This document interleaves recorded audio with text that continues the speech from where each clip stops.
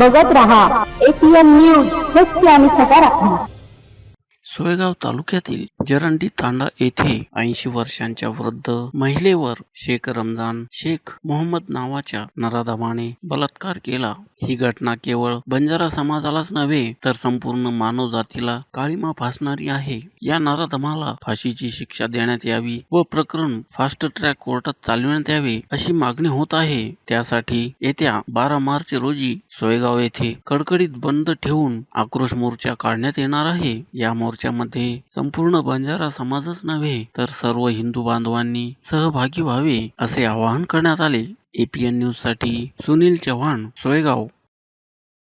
सोयगाव तालुक्यातील जरंडी तांडा येथे अतिशय माणुसकीला काळिमा फासणारी घटना कालच्या 6 तारखेला घडली आणि त्याच्या निषेधार्थ आम्ही आज पोलीस स्टेशन इथं आलेलो आहोत. अतिशय निर्गुणपणे, अतिशय म्हणजे मनाला लज्जा वाटेल अशी घटना या जरंडी तांड्यामध्ये घडलेली आहे. एका 80 वर्षाच्या महिलेवर अत्याचार एका माणसाकडनं करण्यात आला आहे आणि त्याचा निषेधार्थ म्हणून आम्ही आज पोलीस स्टेशनला आलो आहोत. येणाऱ्या 12 तारखेला आम्ही समस्त बंजारा बांधवांनी हिंदू बांधवांच्या माध्यमातून सोयगाव बंद आणि मोठं जनआंदोलन करण्याचा आम्ही इशारा इथल्या प्रशासनाला देत आहोत.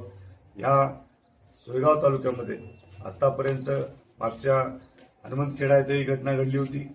त्यानंतरही आज या सोयगाव तालुक्यामध्येच घटना घडलेली आहे.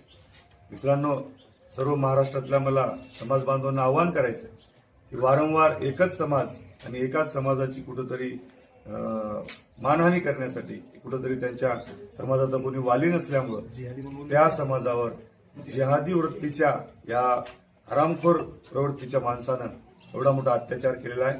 त्यामुळं त्या माणसाला फाशीची शिक्षा तर झालीच पाहिजे, परंतु ही प्रवृत्ती कुठेतरी खेचली गेली पाहिजे आणि यापुढे अशा घटना घडू नयेत त्यासाठी मोठ्या प्रमाणामध्ये या सोयगाव नगरीमध्ये आम्ही मोठ्या जनसंख्येने येऊन आम्ही जनआंदोलन करणार आहोत. आणि तमाम माझ्या सोयगाव तालुक्यातील बांधवांना विनंती आहे की त्या दिवशी सोयगाव या शहरामध्ये, सोयगाव तालुक्यामध्ये कडकडीत बंद पाळावा आणि आमच्या या आंदोलनाला सहकार्य करावं असं मी सर्व सोयगाव बांधवांना विनंती करतो.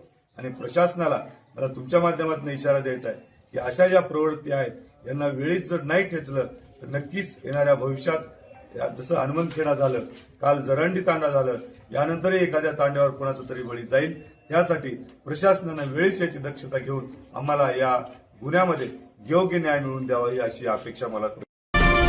APN न्यूज, सत्य आणि सकारात्मक.